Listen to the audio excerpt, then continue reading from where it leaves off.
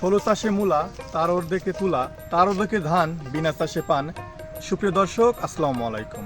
আজকে আমি চলে এসেছি চুয়াডাঙ্গা জেলার দামোহদ উপজেলার জয়রামপুর গ্রামে। আর এই জয়রামপুর কমলা বাগানে চলে এসেছি। আর এই কমলা বাগানের সম্পূর্ণ ভিডিও আজকে আমি আপনাদের সামনে দেখানোর চেষ্টা করব। আপনারা আমাদের সাথেই থাকুন। চুয়াডাঙ্গার মাটিতে দার্জিলিং কমলার চাষ, এ যেন বাম্পার ফলন একটা চাষ, সত্যিই অবাক করার মতো।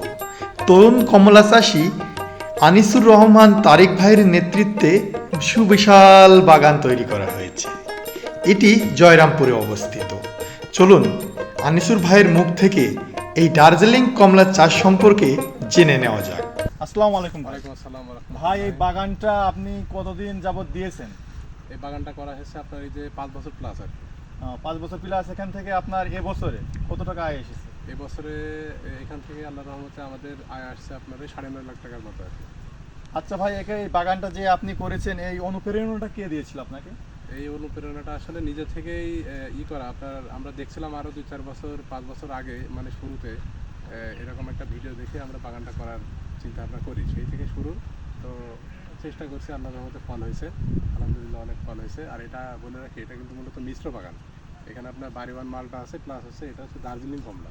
ও আচ্ছা, মালটাও আছে না? জি জি, মালটা প্লাস কমলার মিশ্র বাগান।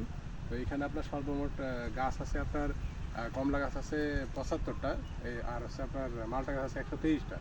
তো এই সব মিলেই কিন্তু আপনার ওই যে টাকার অ্যামাউন্টটা আপনাদেরকে বললাম, ওই টাকাটা হয়েছে।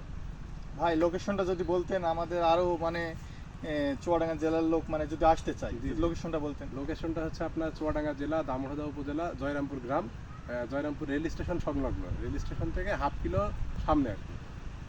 আচ্ছা, ধন্যবাদ ভাইকে আমাদের সাথে সময় দেওয়ার জন্য। চুয়াডাঙ্গা শিবিরের সাথেই থাকুন।